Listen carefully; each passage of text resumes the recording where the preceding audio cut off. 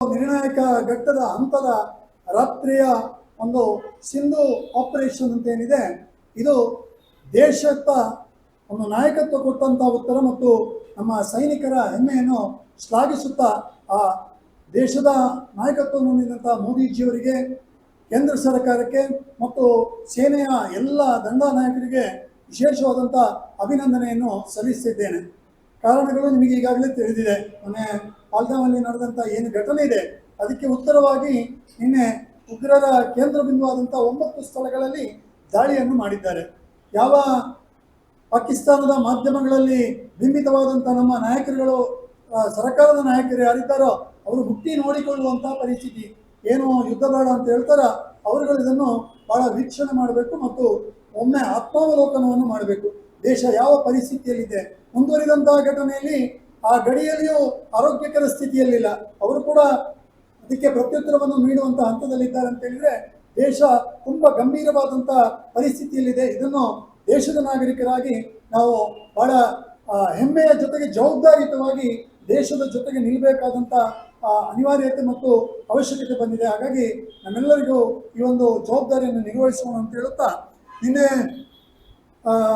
ಒಂದಷ್ಟು ವಿಚಾರಗಳು ಪತ್ರಿಕಾಗೋಷ್ಠಿಯಲ್ಲಿ ಬೇರೆ ಬೇರೆ ವಿಚಾರವನ್ನು ಮಾತಾಡಿದರು. ಆದರೆ ನಾನು ಅದಕ್ಕೆ ಸ್ಪಷ್ಟೀಕರಣದ ಜೊತೆಗೆ ಒಂದಷ್ಟು ವಿವರಗಳನ್ನು ನಿಮ್ಮ ಮುಂದೆ ಇಡಲಿಕ್ಕೆ ಸಂತೋಷ ಪಡ್ತೇನೆ.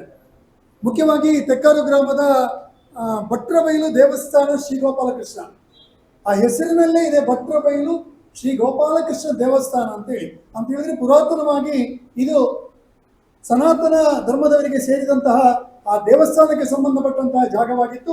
ಸುಮಾರು 200-300 ವರ್ಷಗಳ ಇತಿಹಾಸ ಇರುವಂತಹ ದೇವಸ್ಥಾನ.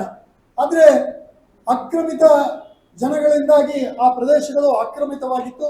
ಆದರೆ ಅಲ್ಲಿಯ ಜನರೆಲ್ಲ ಅವರ ಶ್ರದ್ಧಾ ಕೇಂದ್ರಕ್ಕೆ ಒಂದು ಸರಿಯಾದಂಥ ದೇವಸ್ಥಾನವನ್ನು ಕಟ್ಟಬೇಕು, ಮತ್ತೊಂದು ಬ್ರಹ್ಮಕಲಶವನ್ನು ಮಾಡಬೇಕು, ನಮಗೆಲ್ಲ ಒಂದು ಪೂಜೆ ಪುನಸ್ಕಾರಗಳನ್ನು ಮಾಡಲಿಕ್ಕೆ ಮತ್ತು ನಮ್ಮ ಭಾವನೆಗಳನ್ನು ಸಲ್ಲಿಸಲಿಕ್ಕೆ ಒಂದು ಅವಕಾಶ ಮಾಡಬೇಕು ಅಂತ ಹೇಳುವಂಥ ನಿಟ್ಟಿನಲ್ಲಿ ಸ್ಥಳ ಪ್ರಶ್ನೆಗಳ ಚಿಂತನೆಗಳನ್ನೆಲ್ಲ ಮಾಡಿಕೊಂಡು ಅಲ್ಲಿ ಒಂದು ದೇವಸ್ಥಾನ ಆಗಬೇಕು ಅಂತ ಹೇಳುವಂಥ ಪ್ರಶ್ನೆಯ ಚಿಂತನೆಯ ಪ್ರಕಾರ ದೇವಸ್ಥಾನದ ಕ್ರಿಯೆಗೆ ಮುಂದುವರೆದರು.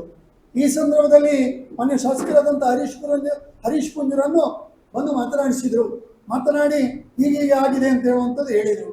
ಆಗ ಆ ಭಾಗದ ಜನರನ್ನೆಲ್ಲ ಮೀಟಿಂಗ್ ಮಾಡ್ತಾರೆ. ಮೀಟಿಂಗ್ ಮಾಡಿ ಈ ಒಂದು ದೇವಸ್ಥಾನದ ಮಾಡಬೇಕು ಅಂತ ಹೇಳುವಂಥ ಒಂದು ಸಂಕಲ್ಪವನ್ನು ಮಾಡ್ತಾರೆ. ಅದರ ಜೊತೆಗೆ ಯಾರೆಲ್ಲ ಅಕ್ರಮವಾಗಿ ಅತಿಕ್ರಮಿಸಿಕೊಂಡಿದ್ದಾರೋ ಅವರಲ್ಲಿ ಮಾತಾಡ್ತಾರೆ. ಸರ್ಕಾರದ ಪ್ರಕ್ರಿಯೆ ಪ್ರಕಾರ DC ಅವರಿಗೆ ಮನವಿ ಮಾಡ್ತಾರೆ. DC ಅವರ ಒಂದು ಕಾರ್ಯೋನ್ಮುಖ ಶೈಲಿಯಲ್ಲಿ ಇದು RTC ಆಗ್ತದೆ. ಆ ಎಲ್ಲ ಸರ್ಕಾರ ಪ್ರಕ್ರಿಯೆಗಳ ಮೂಲಕ ಒಂದು ದೇವಸ್ಥಾನಕ್ಕೆ ಸರಿಯಾದ ಸೂಕ್ತವಾದಂಥ ಸ್ಥಳ, ದೇವಸ್ಥಾನದೇ ಸ್ಥಳ ಅಂತ ಹೇಳುವಂಥ ಒಂದು ನಿರ್ಧಾರಕ್ಕೆ ಬರ್ತದೆ. ಅಂತಹ ಸಂದರ್ಭದಲ್ಲಿ ಅಡಿಗಲ್ಲನ್ನು ಹಾಕುವಂತಹ ಕೆಲಸವನ್ನು ಕೂಡ ಮಾನ್ಯ ಶಾಸಕರು ಮಾಡ್ತಾರೆ. ಮಾಡಿಕೊಂಡು ಅಲ್ಲಿರುವಂತಹ ಸ್ಥಳವನ್ನು ಏನು ಸರ್ಕಾರದ ದಾಖಲೆಗಳ ಮೂಲಕ ಆ ದೇವಸ್ಥಾನಕ್ಕೆ ಸಂಬಂಧಪಟ್ಟ ಜಾಗ ಇದೆಯೋ ಅದನ್ನು ಅಲ್ಲಿಯ ಬಾಂಧವರು ಅತಿಕ್ರಮಿಸಿಕೊಂಡಿದ್ರು ಅವರಲ್ಲಿಯೂ ಮಾತಾಡ್ತಾರೆ. ಅವರು ಕೂಡ ಕೆಲವರು ಒಪ್ಪಿಕೊಳ್ತಾರೆ, ಕೆಲವರಷ್ಟು ತೆರವು ಮಾಡ್ತಾರೆ. ಇದೊಂದು ಸೌಹಾರ್ದತೆ ಆದಂಥ ಬೆಳವಣಿಗೆ ಮತ್ತು ಇಡೀ ಒಂದು ದೇವಸ್ಥಾನದ ಪ್ರಕ್ರಿಯೆ ಸಹೋದರ ಭಾವನೆಯಲ್ಲಿ ಆಗಬೇಕು, ಎಲ್ಲರನ್ನು ಜೊತೆಗಿಟ್ಟು ಸಾಮರಸ್ಯದಲ್ಲಿ ಆಗಬೇಕು ಅಂತ ಹೇಳುವಂಥ ನೆಲೆಯಲ್ಲಿ ಈ ಪ್ರಕ್ರಿಯೆಗಳೆಲ್ಲ ಆಗ್ತದೆ. ಬಹಳ ಸುಂದರವಾದಂಥ ದೇವಸ್ಥಾನ ಆಗ್ತದೆ. ದೇವಸ್ಥಾನದ ಬ್ರಹ್ಮಕಲಶಗಳು ಆಗ್ತದೆ, ವಿಧಿವಿಧಾನಗಳಾಗ್ತದೆ. ಎಲ್ಲರ ಹಿಂದಿನ ನೇತೃತ್ವವನ್ನು ಮಾನ್ಯ ಶಾಸಕರು ತಗೊಂಡಾದಂತಹ ಸಂದರ್ಭದಲ್ಲಿ ಕೆಲವು ವಿಕೃತ ಮನೋಭಾವದವರು ಈ ಒಂದು ಧರ್ಮ ಕಾರ್ಯಕ್ಕೆ ಅಡಚಣೆಯನ್ನು ಮಾಡಬೇಕು ಅಂತ ಹೇಳುವಂಥ ನಿಟ್ಟಿನಲ್ಲಿ ಸಣ್ಣ ಪುಟ್ಟ ಕಿಡಿಗೇಡಿ ಕೆಲಸ ಅಂತ ಹೇಳ್ತೀವಿ, ಅದನ್ನು ಮಾಡ್ತಾರೆ. ಅಲ್ಲಿಯ ಟ್ಯೂಬ್ಲೈಟ್ಗಳನ್ನು ನೋಡುವಂಥದ್ದು ಅಥವಾ ಡೀಸೆಲಿನ ಏನೋ ಒಂದು ಕಾರ್ಯಗಳಾಗುವಂಥದ್ದು ಇದನ್ನೆಲ್ಲ ಮಾಡ್ತಾರೆ. ಇದನ್ನೆಲ್ಲ ಮಾಡಿದಾಗ ಆ ಸಂದರ್ಭದಲ್ಲಿ ಅಲ್ಲಿಯ ಆ ದೇವಸ್ಥಾನದ ಪ್ರಧಾನ ಕಾರ್ಯದರ್ಶಿ ಹೋಗಿ ಪೊಲೀಸ್ ಸ್ಟೇಷನ್ಗೆ ಕಂಪ್ಲೇಂಟ್ ಕೊಡ್ತಾರೆ. ಕಂಪ್ಲೇಂಟ್ ಕಾಪಿ ಕೂಡ ಇದೆ. ಆದರೆ ಯಾರೋ ಒಬ್ಬ ಪ್ರಭಾವಿಯವರು ಎಲ್ಲ ಕಾರ್ಯಗಳನ್ನು ಫೋನ್ ಮೂಲಕ ಅಲ್ಲಿ ತನ್ನ ಪ್ರಭಾವವನ್ನು ಇರಿಸಿ ಯಾವುದೇ FIRಗಳಾಗದ ರೀತಿಯಲ್ಲಿ ತಮ್ಮ ಪ್ರಭಾವವನ್ನು ಬೀರ್ತಾರೆ. ಅಲ್ಲಿ ಪುನಃ ಮತ್ತೊಮ್ಮೆ ಅವರನ್ನು ಓಲೈಸುವಂತಹ ಕಾರ್ಯಗಳು ನಿರಂತರವಾಗಿ ಮಾಡ್ತಾ ಇದ್ದಾರೆ. ಅದೇ ರೀತಿ ಈ ಸಂದರ್ಭದಲ್ಲಿ ಮಾನ್ಯ ಶಾಸಕರು ಅಲ್ಲಿಯ ಸಭೆಯಲ್ಲಿ ಮಾತನ್ನು ಹೇಳಿದರು. ಒಂದು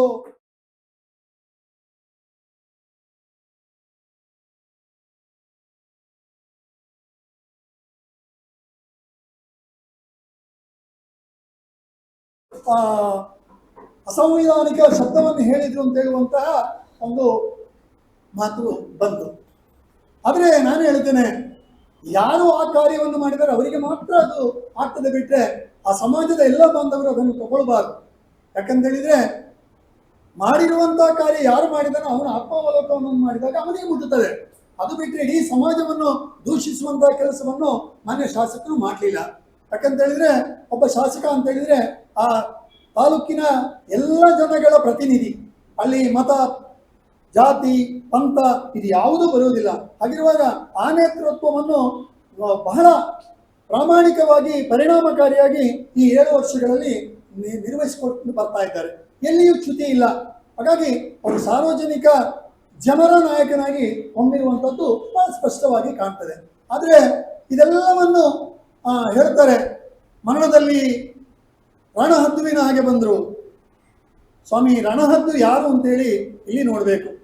ಬೆಳ್ತಂಗಡಿ ತಾಲೂಕಿನಲ್ಲಿ 2018ರಿಂದ 2023ರವರೆಗೆ ಬೆಳೆದಂತಹ ಅಭಿವೃದ್ಧಿಗಳ ಬಗ್ಗೆ ಹಿಂದಿನ ಅಲ್ಲಿ ಪಕ್ಷ ಭೇದ ಮತ್ತು ನಾಯಕರುಗಳು ಕೂಡ ಶ್ಲಾಘನೆಯನ್ನು ಕೊಟ್ಟಿದ್ದಾರೆ.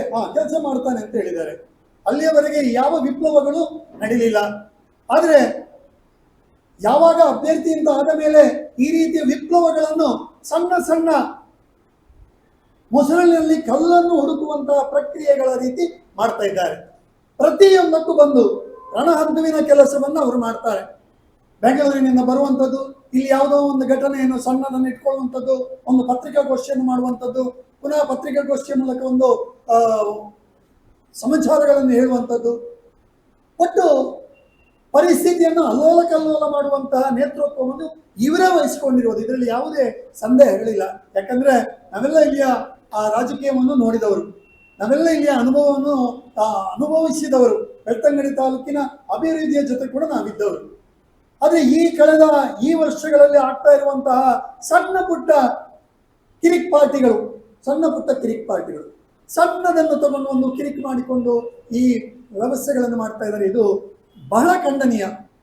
ಮಾಡಿ ಅಭಿವೃದ್ಧಿಯ ಬಗ್ಗೆ, ಅದರ ಬಗ್ಗೆ, ಇದರ ಬಗ್ಗೆ ಎಲ್ಲವೂ ನನಗೆ ಸಹ್ಯ. ಆದರೆ ಜನಗಳ ಭಾವನೆಯ ಮಧ್ಯದಲ್ಲಿ ವಿಷ ಬೀಜವನ್ನು ಬಿತ್ತಿ ಜನಗಳನ್ನು ಜಾತಿಗಳನ್ನು ಮಾನವೀಯ ಸಂಬಂಧಗಳ ಮಧ್ಯೆ ನೀವು ನಿಂಬೆಹಣ್ಣನ್ನು ಹಿಂಡುವಂತಹ ಕಾರ್ಯವನ್ನು ಮಾಡ್ತಾ ಇದ್ದೀರಿ. ಮಾಡಬೇಡಿ. ಇದೆಲ್ಲ ಮಾಡ್ತಾ ಇರುವಂಥದ್ದು ಆಮದು ನಾಯಕ ಮಿಸ್ಟರ್ ರಕ್ಷಿತ್ ಅವರು ಬಹಳ ಚಂದವಾಗಿ ಹೇಳಿದರು. ಕೃಷ್ಣನ ಭಗವದ್ಗೀತೆ ಹೇಳಿದರು, ಕೃಷ್ಣನ ಚಂದವನ್ನು ಹೇಳಿದರು. ಆದರೆ ಅವರಿಗೆ ಗೊತ್ತಿರಲಿ, ಕೃಷ್ಣನ ಕೈಯಲ್ಲಿ ಒಂದು ಕೈಯಲ್ಲಿ ಕೊಳಲಿದ್ರೆ ಇನ್ನೊಂದು ಕೈಯಲ್ಲಿ ಚಕ್ರವೂ ಉಂಟು. ಯಾಕಂದ್ರೆ ಹಿಂದೂ ಧರ್ಮದ ವಿಚಾರವೇ ಹಾಗೆ. ನಾವು ಸ್ನೇಹಕ್ಕೂ ಸಿದ್ಧ, ಸಮರಕ್ಕೂ ಬದ್ಧ ಅಂತ ಹೇಳುವಂಥದ್ದು ವಾಕ್ಯಗಳ ಜೊತೆಗೆ ನಾವು ನಡ್ಕೊಂಡು ಬಂದವರು. ಆಗಿರುವಾಗ ಸಮರವೇ ನಮ್ಮ ಮುಖ್ಯ ಉದ್ದೇಶವಲ್ಲ, ಸ್ನೇಹದ ಜೊತೆಗೆ ನಾವು ಬಾಳಿ ಬೆಳೆದವರು. ಹಾಗಿರುವಾಗ ಈ ಒಂದು ತಾಲೂಕಿನ ಆರೋಗ್ಯಕರ ಮನಸ್ಥಿತಿಯನ್ನು ಹೀಗೆ ಇರುವಲ್ಲಿ ನಮ್ಮೆಲ್ಲರ ಸಹಕಾರಗಳು ಬೇಕು. ಈ ರೀತಿ ಬಂದು ಏನೋ ಒಂದು ಘಟನೆಯನ್ನು ಅದಕ್ಕೆ ಇಲ್ಲದ ಅವಯವಗಳನ್ನು ನಿರ್ಮಿಸಿಕೊಂಡು ನೀವು ಅದಕ್ಕೆ ಇಲ್ಲದ ರೂಪುರೇಷೆಗಳನ್ನು ಕೊಡಬಾರ್ದು. ಸ್ವಲ್ಪ ತಾಳ್ಮೆಯಿಂದ ಇದನ್ನು ಆತ್ಮಾವಲೋಕನವನ್ನು ಮಾಡಿಕೊಂಡಾಗ ನಿಮಗೆ ಸರಿಯಾದ ಉತ್ತರ ಸಿಗ್ತದೆ ಅಂತ ಹೇಳುವಂಥದ್ದು. ಹಾಗಾಗಿ ತೆಕ್ಕಾರು ದೇವಸ್ಥಾನದ ಘಟನೆಯಲ್ಲಿ ಮಾನ್ಯ ಶಾಸಕರು ಹೇಳಿರುವಂಥದ್ದು ಯಾವುದೋ ಒಂದು ಧರ್ಮದ, ಯಾವುದೋ ಒಂದು ಮತದ ವಿರುದ್ಧ ಅಲ್ಲ. ಯಾರು ಆ ಪ್ರಕ್ರಿಯೆಯನ್ನು ಮಾಡಿದಾರೋ ಅವರಿಗೆ ಮಾತ್ರ. ಹಾಗಿರುವಾಗ ಅವ್ರು ಹೇಳಿದ್ರು ಕಂಪ್ಲೇಂಟ್ ಆಗಲಿಲ್ಲ. ನಾನು ಅದನ್ನು ಕೂಡ ನಿಮಗೆ ಕಾಪಿಯನ್ನು ಕೊಡ್ತೇನೆ. ಅಲ್ಲಿಯೂ ಕೂಡ ಏನು ಅವರ ಪ್ರಭಾವವನ್ನು ಬೀರಬೇಕು ಅದನ್ನು ಮಾಡಿದ್ದಾರೆ. ಹಾಗಾಗಿ ಇದರಲ್ಲಿ ಶಾಸಕರು ಹೇಳಿರುವಂಥದ್ದು ಆ ವಾಕ್ಯಗಳಿಗೆ ನಾವು ಕೂಡ ಬೆಂಬಲಿಸ್ತೇವೆ. ಅದು ಯಾರು ತಪ್ಪು ಮಾಡಿದಾರೋ ಅವರ ಬಗ್ಗೆ ಹೇಳಿದ್ದಾರೆ ಅಂತ ಹೇಳುವಂಥದ್ದು. ಇನ್ನು ಶಾಸಕರು ಯಾವುದೇ ದೇವಸ್ಥಾನದ ಬ್ರಹ್ಮಕಲಶೋತ್ಸವವನ್ನು ಮಾಡಲಿಲ್ಲ. ಅವರಿಗೆ ಏನು ಅನುಭವ ಇಲ್ಲ. ಒಂದು ದೇವಸ್ಥಾನವನ್ನು ಕಟ್ಟುವುದು ಅಂತ ಹೇಳಿದ್ರೆ ಅದರ ಪ್ರಶ್ನೆ ಚಿಂತನೆಯಲ್ಲಿ ಭಾಗಿಯಾಗಬೇಕು. ಅದಕ್ಕೆ ಬೇಕಾದ ನಿನ್ನೆ ಹೇಳಿದ್ರು, ನನಗೆ ಬಹಳ ಖುಷಿ ಆಯ್ತು. ಯಾಕಂದ್ರೆ ಒಬ್ಬ ಕಾಂಗ್ರೆಸ್ಸಿನ ಏನೋ ಒಂದು ಪಕ್ಷದ ಪದಾಧಿಕಾರಿಯಾಗಿದ್ದು ಇಷ್ಟೆಲ್ಲ ಧರ್ಮವನ್ನು ತಿಳ್ಕೊಳ್ತಾರೆ. ಯಾಕಂದ್ರೆ ದೇವಸ್ಥಾನಕ್ಕೆ ಏನೆಲ್ಲ ಬೇಕು ಹೇಳಿದ್ರು, ಮರ ಬೇಕಂತೆ, ಹೊಯ್ಗೆ ಬೇಕು, ಕಬ್ಬಿಣ ಬೇಕು, ವಾಸ್ತು ಬೇಕು, ಎಲ್ಲ ಬೇಕು, ಎಲ್ಲವೂ ಸರಿ. ಆದರೆ ಇದರ ಹಿಂದೆ ಬೆಳ್ತಂಗಡಿ ತಾಲೂಕಿನ ಇತಿಹಾಸವನ್ನು ಸ್ವಲ್ಪ ನೋಡಿಕೊಳ್ಳಬೇಕು. ನಮಗೆ ಗೊತ್ತಿದ್ದಾಗೆ ಸುಮಾರು 17 ದೇವಸ್ಥಾನಗಳ ಬ್ರಹ್ಮಕಲಶೋತ್ಸವದಲ್ಲಿ ತನ್ನನ್ನು ತಾನು ಶ್ರಮಿಸಿಕೊಂಡು, ಯಾಕಂದ್ರೆ ಬ್ರಹ್ಮಕಲಶೋತ್ಸವ ಆದ ಮೇಲೆ ಎಲ್ಲರಿಗೂ ಖುಷಿ ಆಗ್ತದೆ, ಆದರೆ ಅದರ ಹಿಂದಿನ ನೋವುಗಳು ಎಷ್ಟಿದೆ, ತೊಂದರೆಗಳು ಎಷ್ಟಿದೆ, ಅದರಲ್ಲಿ ನಾವು ಅದರಲ್ಲಿ ತೊಡಗಿಸಿಕೊಳ್ಬೇಕು, ಆರ್ಥಿಕವಾಗಿ, ಮಾನಸಿಕವಾಗಿ ಮತ್ತು ಎಲ್ಲವನ್ನು ನಮ್ಮ ಸಮಯವನ್ನು ಕೊಡಬೇಕು ಅಂತ ಹೇಳಿದ್ರೆ ಅದೊಂದು ತ್ಯಾಗ. ಇದು ಯಾರ ಖುಷಿಗೆ ಮಾಡುವಂಥದ್ದಲ್ಲ, ಯಾವುದೋ ಸ್ಥಾನದ ಅಪೇಕ್ಷೆಯಲ್ಲಿ ಮಾಡುವಂಥದ್ದಲ್ಲ. ಹಿಂದೂ ಧರ್ಮದ, ಸನಾತನ ಧರ್ಮದ ಈ ಕೆಲಸವನ್ನು ನಾನು ಮಾಡಬೇಕಾದ್ರೆ ಈ ಎಲ್ಲ ಪ್ರಕ್ರಿಯೆಗಳಲ್ಲಿ ಭಾಗವಹಿಸುವಂಥದ್ದು ಒಬ್ಬ ಹಿಂದೂ ಧರ್ಮ, ಸನಾತನ ಧರ್ಮವನ್ನು ನಂಬುವಂತಹ ವ್ಯಕ್ತಿಯ ಜವಾಬ್ದಾರಿ. ಯಾಕಂತ ಹೇಳಿದ್ರೆ ಧರ್ಮ ಅಂತ ಹೇಳುವಂಥದ್ದು ಕೇವಲ ಪುಸ್ತಕಗಳಲ್ಲಿದ್ದರೆ ಆಗುವುದಿಲ್ಲ, ಅದನ್ನು ಆಚರಣೆಯನ್ನು ಮಾಡಿದರೆ ಮಾತ್ರ. ಈ ಆಚರಣೆಯ ಕ್ರಿಯೆಯನ್ನು 16 ದೇವಸ್ಥಾನಗಳಲ್ಲಿ ಮಾಡ್ಕೊಂಡು ಬಂದಿದ್ದಾರೆ. ಹಾಗಾಗಿ ಬ್ರಹ್ಮಕಲಶೋತ್ಸವದ ಬಗ್ಗೆ, ದೇವಸ್ಥಾನಗಳ ಬಗ್ಗೆ, ದೇವಸ್ಥಾನಗಳ ಕಾರ್ಯಗಳಲ್ಲಿ ತನ್ನನ್ನು ತೊಡಗಿಸಿಕೊಳ್ಳುವ ಬಗ್ಗೆ ಮಿಸ್ಟರ್ ರಕ್ಷಿತ್ ಅವರಿಗೆ, ಶಾಸಕರು ಹರೀಶ್ ಪುಂಜರಿಗೆ ಹೇಳುವ ಯಾವ ನೈತಿಕತೆಯೂ ಇಲ್ಲ. ಯಾಕೆಂತ ಹೇಳಿದ್ರೆ ಅವರು ಈ ವಿಷಯದಲ್ಲಿ ಏನೂ ಅಲ್ಲ. ಅವರ ಬಗ್ಗೆ, ಧರ್ಮದ ಬಗ್ಗೆ, ನಂಬಿಕೆಯ ಬಗ್ಗೆ ನಾನು ಏನು ಹೇಳ್ತಾ ಇಲ್ಲ. ಆದರೆ ಇನ್ನೊಬ್ಬನಿಗೆ ಹೇಳುವಾಗ ಉಳಿದಂಥ 4 ಬೆರಳುಗಳು ನನ್ನನ್ನು ತೋರಿಸ್ತದೆ. ಇನ್ನೊಬ್ಬ ನೀನು ಏನು ಮಾಡಲಿಲ್ಲ ಅಂದ್ರೆ ನಾನು ಏನು ಮಾಡಿದ್ದೇನೆ ಅದನ್ನು ಅವರು ಕೂತ್ಕೊಂಡು ಯೋಚನೆ ಮಾಡಲಿ. ಹಾಗಾಗಿ ಬ್ರಹ್ಮಕಲಶೋತ್ಸವಗಳಲ್ಲಿ ಶಾಸಕರು ಭಾಗವಹಿಸಲಿಲ್ಲ, ಅಭಿವೃದ್ಧಿಯನ್ನು ಮಾಡಲಿಲ್ಲ ಅಂತ ಹೇಳೋದಕ್ಕೆ ನನ್ನ ಖಂಡನ ಇದೆ. ಇದು ಬಹಳ ಸರಿಯಾದ ಇದಲ್ಲ. ಹಾಗಾಗಿ ಇದನ್ನು ನೀವು ಸರಿ ಮಾಡಿಕೊಳ್ಬೇಕು. ಹಾಗೆ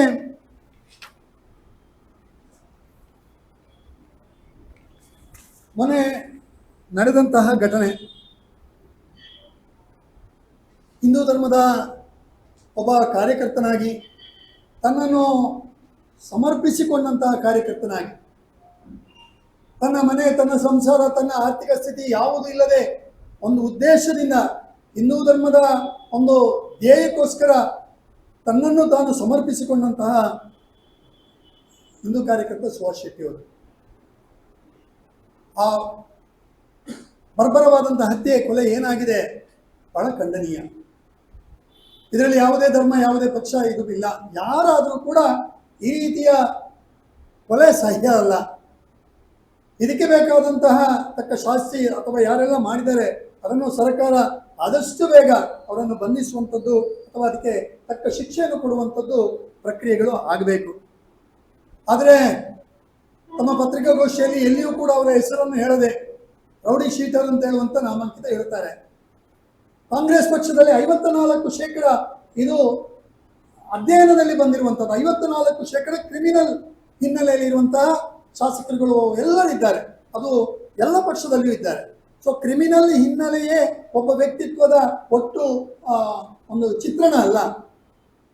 ಒಂದೊಂದು ಸಲ ಪರಿಸ್ಥಿತಿ ಅಥವಾ ಪರಿಸರ ಅವರನ್ನು ಆ ಕ್ರಿಮಿನಲ್ ಮೊಕದ್ದಮೆಗೆ ಈಡು ಮಾಡ್ತದೆ. ಹಾಗಿರುವಾಗ ಕೇಸುಗಳು ಆಗುವಂಥದ್ದು, ಮನೆಯ ಒಳಗಡೆ ಕೂತಿರುವವನಿಗೆ ಯಾವ ಕೇಸುಗಳು ಇಲ್ಲ. ಸಮಾಜಕ್ಕೆ ಇಳಿದು ತನ್ನನ್ನು ಸಮಾಜಕ್ಕೆ ಅರ್ಪಿಸಿಕೊಂಡವನಿಗೆ, ಅನ್ಯಾಯದ ವಿರುದ್ಧ ಹೋರಾಡುವವನಿಗೆ, ಸಾಮಾಜಿಕ ಕಳಕಳಿ ಇರುವಂಥ ಎಲ್ಲ ಕಾರ್ಯಕರ್ತನಿಗೂ ಕೂಡ ಕೇಸುಗಳು ಇರುವಂಥದ್ದು ಸಹಜ.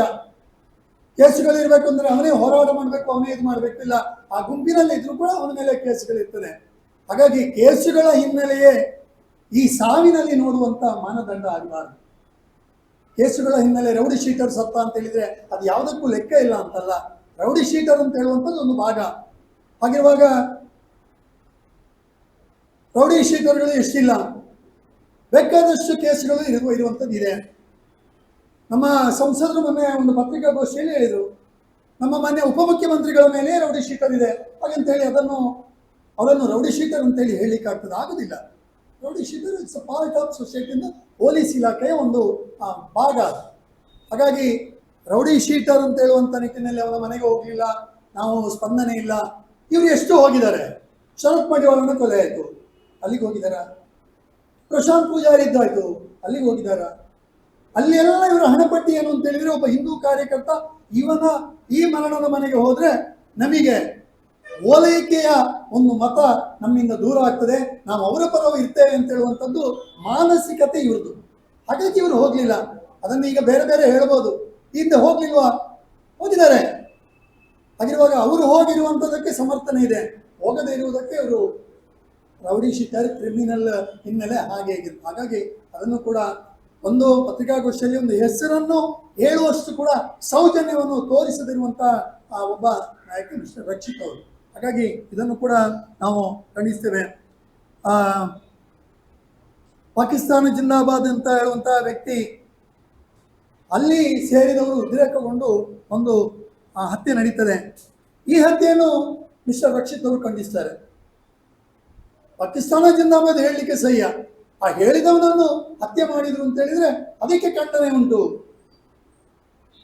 ಇದು ಯಾವ ರೀತಿಯ ನ್ಯಾಯ ಅಂತ ಗೊತ್ತಿಲ್ಲ. ಹಾಗಾಗಿ ಈ ರೀತಿಯ ಹಿಂದುತ್ವಕ್ಕೆ ಹೋರಾಡುತ್ತಿರುವಂಥ ಸುಹಾಸ್ ಶೆಟ್ಟಿಯ ಬಗ್ಗೆ ಖಂಡಿಸುವಷ್ಟು ಕೂಡ ಸೌಜನ್ಯ ಇಲ್ಲದ ರೀತಿ ಆಯಿತು. ಹಾಗಾಗಿ ಅದೊಂದು ಬಹಳ ಬೇಸರ. ಹಾಗಂತ ನಿರೀಕ್ಷೆಯೂ ಇಲ್ಲ, ಯಾಕಂತ ಹೇಳಿದ್ರೆ ಅವರು ಆ ಚಿಂತನೆಯವರೇ, ಅವರಿಗಿರುವಂಥದ್ದೇ ಎಡಚಿಂತನೆ. ಹಾಗಿರುವಾಗ ಆ ನಿರೀಕ್ಷೆಯ ಕೀಳು ಮಟ್ಟದಲ್ಲಿ ನಾವಿಲ್ಲ.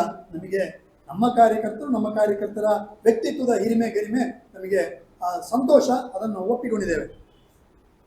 ಹಾಗಾಗಿ ಈ ಎಲ್ಲ ಪ್ರಕರಣಗಳಾದ ಬಳಿಕ ಸಂವಿಧಾನದ ಶ್ರೇಷ್ಠವಾದಂಥ ಎಲ್ಲ ಪಕ್ಷದವರನ್ನು, ಎಲ್ಲ ಜನರನ್ನು ಒಂದೇ ದೃಷ್ಟಿಯಲ್ಲಿ ನೋಡುವಂಥ ಒಂದು ಸ್ಥಾನ ಇದ್ರೆ ಅದು ಸ್ಪೀಕರ್. ಬಹಳ ಗೌರವ ಇದೆ. ಯಾಕಂತ ಹೇಳಿದ್ರೆ ರಾಜಕೀಯ ಏನೇ ಚರ್ಚೆಗಳಿದ್ರು ಅವರೆಲ್ಲವನ್ನು ಸರಿದೂಗಿಸಿ ಅವರನ್ನು ಒಂದು ನಡೆಯಲ್ಲಿ ಕರ್ಕೊಂಡು ಬರುವಂಥ ಕೆಲಸವನ್ನು ಸ್ಪೀಕರ್ನವರು ಮಾಡ್ತಾರೆ. ಆದರೆ ಮೊನ್ನೆಯ ಪ್ರಕರಣದಲ್ಲಿ ನಮ್ಮ ಸ್ಥಳೀಯರಾದಂಥ ಸ್ಪೀಕರ್ ನಡೆದುಕೊಂಡಂಥ ರೀತಿ, ಘಟನೆ ಆದಂಥ ಸ್ವಲ್ಪ ಹೊತ್ತಿನಲ್ಲಿಯೇ ಏನು ಫಾಜಿಲ್ ಕುಟುಂಬ ಇದೆ, ಅವರು ಯಾರು ಇದರಲ್ಲಿ ಇಲ್ಲ ಅಂತ ಹೇಳುವಂಥ ಒಂದು ಹೇಳಿಕೆಯನ್ನು ಒಬ್ಬರು ಸ್ಪೀಕರ್ ಕೊಡ್ತಾರೆ ಅಂತ ಹೇಳಿದ್ರೆ, ತನಿಖೆ ಆಗುವ ಮೊದಲೇ ಈ ಬ್ಯಾಟಿಂಗ್ ಮಾಡಿದ್ರೆ ಹಾಗಾದ್ರೆ ತನಿಖೆಯನ್ನು ಅಡ್ಡದಾರಿ ತಪ್ಪಿಸುವಂತಹ ಕಾರ್ಯ ಆಗ್ತಾ ಇದೆ ಅಂತ ಹೇಳುವಂಥದ್ದು ಸ್ಪಷ್ಟವಾಗಿ ಕಾಣ್ತಾ ಇದೆ.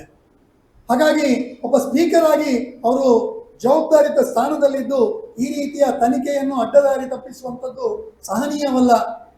ಅವರೇ ಜವಾಬ್ದಾರಿ ತಗೊಂಡು ರಾಜೀನಾಮೆಯನ್ನು ಕೊಡಬೇಕು. ಯಾಕೆಂತ ಹೇಳಿದ್ರೆ ಸ್ಪೀಕರ್ ಆದವರು ಎಲ್ಲರನ್ನು ಸಮಾನ ಭಾವದಲ್ಲಿ ನೋಡಬೇಕು. ಯಾವುದೋ ವರ್ಗವನ್ನು, ಯಾವುದೋ ಒಂದು ಗುಂಪನ್ನು ಕೇಂದ್ರೀಕರಿಸಿಕೊಂಡು ಅದರ ಪರ ಬ್ಯಾಟಿಂಗ್ ಮಾಡುವಂಥದ್ದು ಅಲ್ಲ. ಹಾಗಾಗಿ ಇದು ಆಗಿದೆ. ಇನ್ನು ಮುಸ್ತಫಾ ಅಂತ ಹೇಳುವಂಥ ಕಲಸದ ಒಂದು ಇದರ ಹಿಂದೆ ಅಲ್ಲಿಯೇ ಇಬ್ಬರು ಹುಡುಗರು ಅವರ ಕೆಲಸಗಾರ ರೈತರು ಅಂತ ಹೇಳುವಂಥದ್ದು, ಈ ಅಲ್ಲಿಯ ಕಾರ್ಯಕ್ರಮದಲ್ಲಿಯೂ ಕೂಡ ಇವರು ಅತಿಥಿಯಾಗಿ ಭಾಗವಹಿಸಿದ್ರಾಗೆ ಇವರಿಗೂ ಮತ್ತು ಮುಸ್ತಫಾರವರಿಗೂ ಮತ್ತು ಇದು ಒಟ್ಟು ಚಿತ್ರಣಕ್ಕೆ ಯಾವುದೋ ನಂಟು ಇದೆಯಾ ಅಂತ ಹೇಳುವಂಥ ಸಂದೇಹ ಕೂಡ ನನಗೆ ಬರ್ತದೆ. ಯಾಕಂದ್ರೆ ಇದೆಲ್ಲ ಇವರಿಗೆ ಮಾಹಿತಿ ಇರ್ಬೋದಾ ಹೇಳುವಂಥದ್ದು. ಹಾಗಾಗಿ ಈ ಎಲ್ಲವನ್ನು ನೋಡಿಕೊಂಡು ನಾವು ರಾಜ್ಯಪಾಲರಲ್ಲಿ ಕೂಡ ಮುಂದಿನ ದಿನದಲ್ಲಿ ಒತ್ತಡ ಹಾಕಲಿಕ್ಕಿದ್ದೇವೆ. ಸ್ಪೀಕರ್ ಸ್ಥಾನದಿಂದ ಅವರನ್ನು ರಾಜೀನಾಮೆ ಕೊಡಿಸಬೇಕು. ಸ್ಪೀಕರ್ ಸ್ಥಾನಕ್ಕೆ ಈ ಎಲ್ಲ ಪ್ರಕರಣಗಳು ಮುಗ್ದ ಮೇಲೆ ಅವರು ಬರಬೇಕು. ಯಾಕಂದರೆ ಹೇಳಿದರು, ವಿಧಾನಸಭೆಗೆ ನೀವು ಹೋಗಬಾರ್ದು, ವಿಧಾನಸಭೆಯಲ್ಲಿ ನೀವು ಸ್ಪೀಕರ್ ಸ್ವಾಮಿ ಕಾಂಗ್ರೆಸ್ಸಿನ ವಿಧಾನಸಭೆ ಅಲ್ಲ. ಕಾಂಗ್ರೆಸ್ಸಿನ ನಾಯಕರಾದ ಕೂಡ ಅವರು ಹೇಳಿದ್ದೆಲ್ಲವನ್ನು ಒಪ್ಪಿಕೊಳ್ಬೇಕಾಗಿದ್ದ. ಭಾರತದ ಅಂಬೇಡ್ಕರ್ ಅವರು ಕೊಟ್ಟಿರುವಂತಹ ಸಂವಿಧಾನದ ಮುಖ್ಯಸ್ಥರಾಗಿ ಸ್ಪೀಕರ್ ಆಗಿ ಅವರು ಅಲ್ಲಿ ಇದ್ದು ಎಲ್ಲರಿಗೂ ನ್ಯಾಯ ಕೊಡಬೇಕು. ಸ್ಪೀಕರ್ ಹುದ್ದೆಯಲ್ಲಿ ಪುನಃ ಜಾತಿ, ಮತ, ಪಂಥ ಅಂತ ಹೇಳುವಂತ ಚಿಂತನೆಯಲ್ಲಿ ಬೇರೆ ವಿರೋಧ ಪಕ್ಷದ ನಾಯಕರುಗಳು ಅಥವಾ ವಿರೋಧ ಪಕ್ಷದ ಶಾಸಕರಲ್ಲಿ ಮಾತಾಡ್ತಾ ಇಲ್ಲ. ಅವರು ಸಮಸ್ಯೆಯನ್ನು ಪ್ರಶ್ನಿಸ್ತಾರೆ, ಅದಕ್ಕೆ ಉತ್ತರ ಕೊಡ್ತಾರೆ. ನಿನ್ನೆ ಪತ್ರಿಕಾಗೋಷ್ಠಿಯಲ್ಲಿ ಹೇಳಿದರು, ನೀವು ಅಲ್ಲಿ ಕೇಳ್ಕೊಳ್ಳೋದಿಲ್ವಾ? ಅಲ್ಲಿ ಕೇಳೋದೇನು? ಅಲ್ಲಿ ಕೇಳಬೇಕಾದದ್ದೇ ಅವರಿಗೆ ಸ್ಥಾನಮಾನ ಸಿಕ್ಕಿದೆ. ಆ ಸ್ಥಾನಮಾನದಲ್ಲಿ ಅವರು ವ್ಯಕ್ತಿ ಅಲ್ಲ, ಅವರು ಸ್ಪೀಕರ್ ಅಂತೇಳಿ ಕೇಳುವಂಥದ್ದು. ಹಾಗಾಗಿ ವಿಧಾನಸಭೆಗೆ ಬರಬಾರದು ಅಂತ ಹೇಳುವಂಥದ್ದು ಇದೆಲ್ಲ ಮಾತು ಹೇಳಿದ್ದಾರೆ. 2023 ಚುನಾವಣೆಯಲ್ಲಿ ಬೆಳ್ತಂಗಡಿಯ ಜನತೆ ತೀರ್ಮಾನ ಮಾಡಿದ್ದಾರೆ ವಿಧಾನಸಭೆಗೆ ಯಾರನ್ನು ಕಳಿಸಬೇಕು, ಯಾರನ್ನು ಕಳಿಸಬಾರ್ದು. ಹಾಗಾಗಿ ಆ ತೀರ್ಮಾನಕ್ಕೆ ನಾವು ಒಪ್ಪಿಕೊಂಡು ನಮ್ಮ ಶಾಸಕರು ನಿರಂತರವಾಗಿ ಹೋಗ್ತಾ ಇದ್ದಾರೆ. ಅಭಿವೃದ್ಧಿಯ ಬಗ್ಗೆ ಹೇಳಿದರು. ಬೆಳ್ತಂಗಡಿ ತಾಲೂಕು ಕಂಡು ಅರಿಯದಿರುವಂತಹ ಅಭಿವೃದ್ಧಿ ಆಗಿರುವಂಥದ್ದು ಕಳೆದ ಒಂದು 5 ವರ್ಷಗಳಲ್ಲಿ ಯಾವ ರೀತಿ ಅಭಿವೃದ್ಧಿ ಆಗಿದೆ ನಿಮಗೆ ಗೊತ್ತಿದೆ. ನಾವೆಲ್ಲ ಅನುಭವಿಸಿದವರು. ಪುಟ್ಟ ಪುಟ್ಟ ಮಕ್ಕಳಲ್ಲಿ ಕೇಳಿದ್ರು ಗೊತ್ತಾಗ್ತಾ ಇದೆ. ಕಲ್ಲು ದಿಣ್ಣಗಳ ರಸ್ತೆಯಲ್ಲಿ ಕಾಂಕ್ರೀಟ್ ರಸ್ತೆಗಳಾಗಿದೆ. ಬೇಕಾದಷ್ಟು ಅಭಿವೃದ್ಧಿ ಕಾರ್ಯಗಳಾಗಿದೆ. ನಿರಂತರವಾಗಿ 5 ವರ್ಷ ಕಾಲಿಗೆ ಚಕ್ರವನ್ನು ಕಟ್ಟಿಕೊಂಡು ಅಭಿವೃದ್ಧಿಯ ಒಂದೇ ಉದ್ದೇಶದಿಂದ ಈ ನಿರಂತರವಾದ ಕೆಲಸವನ್ನು ಮಾಡಿದ್ದಾರೆ. ಈ 2 ವರ್ಷಗಳಲ್ಲಿ ಅಭಿವೃದ್ಧಿ ಇಲ್ಲ. ಅವರ ಮಾತಿನಲ್ಲಿಯೇ ಗೊತ್ತಾಗ್ತದೆ ದ್ವೇಷದ ರಾಜಕಾರಣವನ್ನು ಯಾರು ಮಾಡ್ತಾರೆ. ಅವರೇ ಹೇಳ್ತಾರೆ, ವೇದವ್ಯಾಸ ಕಾಮತ್ ಅವರಿಗೆ ಫಂಡ್ ಸಿಗ್ತದೆ, ಅಶೋಕ್ ಕುಮಾರ್ ರೈ ಅವರಿಗೆ ಫಂಡ್ ಸಿಗ್ತದೆ. ಹಾಗಾದ್ರೆ ಇದ್ರೆ ಹಿಂದೆ ಯಾರಿದ್ದಾರೆ? ಬೆಳ್ತಂಗಡಿಯ ಜನತೆ ಕೇಳುವಂಥದ್ದು ಯಾರದೋ ದೇಣಿಗೆಯನ್ನು ನಾವು ಕೇಳ್ತಾ ಇಲ್ಲ. ನಾವು ಕಟ್ಟಿದಂತಹ ತೆರಿಗೆಯ ಮೂಲಕ ನೀವು ನಮಗೆ ಅನುದಾನವನ್ನು ಕೊಡಬೇಕು. ಬೆಳ್ತಂಗಡಿಯ ಜನತೆಯನ್ನು ಮೂಕ ವಿಸ್ಮಿತರಾಗಿ ಕೂತ್ಕೊಳ್ಳಿಕ್ಕೆ ಆಗೋದಿಲ್ಲ. ಬೆಳ್ತಂಗಡಿಯ ಜನತೆಯ ಪರವಾಗಿ ನಾವು ಗಟ್ಟಿ ನಿಲ್ತೇವೆ. ನಾವು ಕೇಳುವಂಥದ್ದು ನಾವು ಕಟ್ಟಿದ ಟ್ಯಾಕ್ಸ್ನಲ್ಲಿ. ಶಾಸಕರ ಚಿಂತನೆಯ 1000 ಇರ್ಬೋದು, ಅದು ಮುಖ್ಯ ಅಲ್ಲ. ಆದರೆ ಈ ತಾಲೂಕಿನ ಅಭಿವೃದ್ಧಿ ನಿಟ್ಟಿನಲ್ಲಿ ಸರ್ಕಾರ ಹಾಗಾದ್ರೆ ಭೇದ ಭಾವ ಮಾಡ್ತಾ ಇದೆ ಅಂತ ಹೇಳಿ ಸ್ಪಷ್ಟವಾಗಿ ಅವರೇ ಹೇಳಿದ್ದಾರೆ. ಬೆಳ್ತಂಗಡಿ ತಾಲೂಕಿನಲ್ಲಿ ಅಭಿವೃದ್ಧಿ ಇಲ್ಲ. ಹಾಗಾಗಿ ಈ ರೀತಿಯ ಸಣ್ಣ ಸಣ್ಣ ಮಾತುಗಳ ಮೂಲಕ ಅವರ ಒಂದು ವ್ಯಕ್ತಿ ಚಿತ್ರಣವನ್ನು ತೋರಿಸಿಕೊಟ್ಟಿದ್ದಾರೆ. ಇನ್ನು ದೇವಸ್ಥಾನಗಳ ಬಗ್ಗೆ, ಅಭಿವೃದ್ಧಿಗಳ ಬಗ್ಗೆ ಇವರು ಹೇಳ್ತಾರೆ. ಪುರಾತನ ಇತಿಹಾಸ, ಮಧ್ವಾಚಾರ್ಯರು ಆಗಮಿಸಿದಂತಹ ಒಂದು ಕೊಕ್ಕಡದ ವೈದ್ಯನಾಥೇಶ್ವರ ದೇವಸ್ಥಾನಗಳ ಇತಿಹಾಸ, ಅಲ್ಲಿಯ ಬ್ರಹ್ಮಕಲಶಕ್ಕೆ ಮೀನಾಮೇಷ ಆಗ್ತಾ ಇದೆ. ಕಾರಣ ಇದೇ ಮಿಸ್ಟರ್ ರಕ್ಷಿತ್ ಅವರು ಅಲ್ಲಿಯ ಸಮಿತಿಯನ್ನು ಇಟ್ಟುಕೊಂಡು ಬೇರೆ ಬೇರೆ ರೀತಿಯ ತೊಂದರೆಗಳನ್ನು ಮಾಡುವ ಮೂಲಕ ಅಲ್ಲಿಯ ಬ್ರಹ್ಮಕಲಶೋತ್ಸವ ಸಾಂಗವಾಗಿ ನಡೀಲಿಕ್ಕೆ ಆಗ್ತಾ ಇದೆ. ಇದೆಲ್ಲ ಒಂದು ರೀತಿಯ ಜಿಹಾದಿ ಅಥವಾ ಒಂದು ಹಿಂದೂ ಧರ್ಮದ ಅಸಹನೀಯ ಗುಣಗಳನ್ನು ಕಾಣಿಸ್ತಾ ಇದೆ. ಹಾಗಾಗಿ ಇದನ್ನು ಕೂಡ ನಾವು ಖಂಡಿಸ್ತಿದ್ದೇವೆ.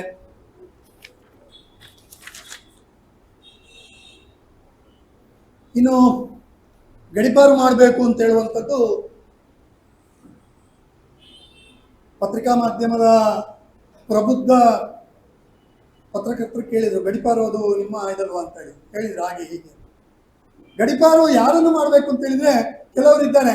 ನಾನು ಹಾಗೆ ಹೇಳಿದಾಗೆ 1 ತಿಂಗಳು 2 ತಿಂಗಳಿಗೆ ಬರೋದು, ಇಲ್ಲಿ ಏನಾದರೂ ಸಣ್ಣ ಪುಟ್ಟ ಪತ್ರಿಕಾಗೋಷ್ಠಿ ಮಾಡೋದು, ಇಲ್ಲಿಯ ಹುಡುಗರ ಮನಸ್ಸನ್ನು ವಿಚಲಿತ ಮಾಡೋದು, ಪುನಃ ಗಡಿಪಾರು ಅಲ್ಲಿ ಹೋಗಿ ಕೂತ್ಕೊಳ್ಳೋದು. ಗಡಿಪಾರಿನಲ್ಲಿ ಗಡಿಯಿಂದ ಬಂದು ಗಡಿಯ ಹೊರಗೆ ಹೋಗುವಂಥದ್ದು ಯಾರು ಅಂತೇಳಿ ಗೊತ್ತು. ಹಾಗಾಗಿ ಗಡಿಪಾರ ಆಗಬೇಕಾದವರು ಅವರು.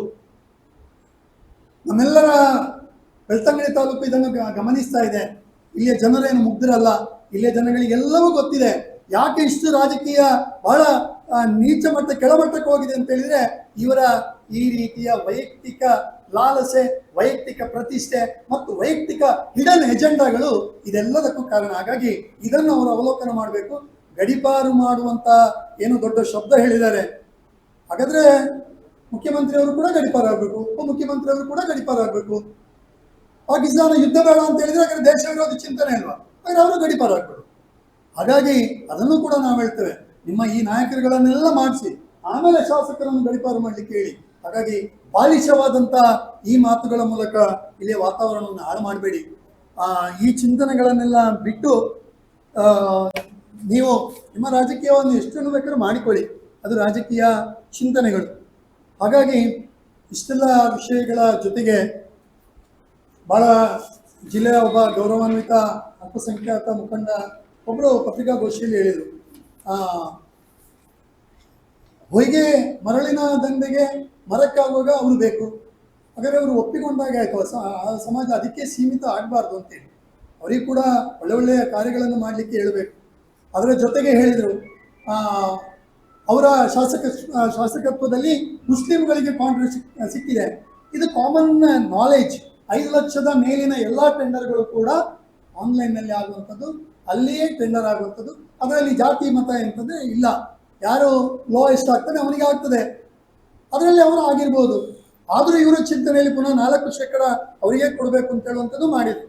ಅದಿರಲಿ, ಆದರೆ ಶಾಸಕರು ಆ ರೀತಿ ಇದನ್ನು ಯಾವುದನ್ನು ಮಾಡಿಲ್ಲ. ಅವರ ಒಂದು ಮಾತನ್ನು ನಾನು ಒಪ್ಪಿಕೊಂಡೆ, ಕಾಜೂರಿಗೆ ಫಂಡ್ ಕೊಟ್ಟಿದ್ದಾರೆ. ಇದು ಸಾಮರಸ್ಯದ ಬದುಕು, ಕೇವಲ ದ್ವೇಷದ ರಾಜಕಾರಣ ಅಲ್ಲ. ಕಾಜೂರಿಗೆ ಕೊಡಬಹುದು ಅಥವಾ ಬಾಂಧವರ ಧರ್ಮ ಬಾಂಧವರಿಗೆ ಏನಾದರೂ ಕಷ್ಟ ಸಮಯದಲ್ಲಿ ಸ್ಪಂದಿಸಿರ್ಬೋದು. ಇದೊಬ್ಬ ಮಾನವೀಯ ನೆಲೆಯಲ್ಲಿ ಮಾಡಬೇಕಾದಂಥ ಒಬ್ಬ ವ್ಯಕ್ತಿಯ ಜವಾಬ್ದಾರಿ. ಇದು ಪಕ್ಷ ಕೇಸರಿ ಅದು ಯಾವುದು ಬರೋದಿಲ್ಲ. ಆ ಎಲ್ಲವನ್ನು ನಮ್ಮ ಶಾಸಕರು ಬಹಳ ಕಡಾಖಂಡಿತವಾಗಿ ಮಾಡಿದ್ದಾರೆ, ಎಲ್ಲಿಯೂ ತಪ್ಪಲಿಲ್ಲ. ಇಡೀ ಬೆಳ್ತಂಗಡಿಯ ಜನತೆ ಒಂದೇ ಅಂತ ಹೇಳುವಂಥ ನಿಟ್ಟಿನಲ್ಲಿ ಅವರು ಕಾರ್ಯ ಮಾಡ್ತಾ ಇದ್ದಾರೆ. ಮತ್ತು ಜಿಲ್ಲೆಯಲ್ಲಿ ಈ ರೀತಿಯಾದಾಗ ಒಬ್ಬ ಜಿಲ್ಲೆಯ ಹಿಂದುತ್ವದ ನಾಯಕನಾಗಿ ಅದನ್ನು ಖಂಡಿಸುವಂಥ ಕೆಲಸವನ್ನು ಕೂಡ ಮಾಡ್ತಾ ಇದ್ದಾರೆ. ಅವರ ಉತ್ಸಾಹ ಇದೆ, ಶ್ರದ್ಧೆ ಇದೆ, ಅದರ ಬಗ್ಗೆ ಕಾಳಜಿ ಇದೆ. ಹಾಗಾಗಿ ಆ ಕಾಳಜಿಯ ನಿಟ್ಟಿನಲ್ಲಿ ಅವರು ಮಾಡ್ತಿರುವಂಥ ಕಾರ್ಯಗಳು ಬಹಳ ಶ್ಲಾಘನೀಯ. ಹಾಗಾಗಿ ಈ ಎಲ್ಲವನ್ನು ಅಂಶವನ್ನು ಇಟ್ಟುಕೊಂಡು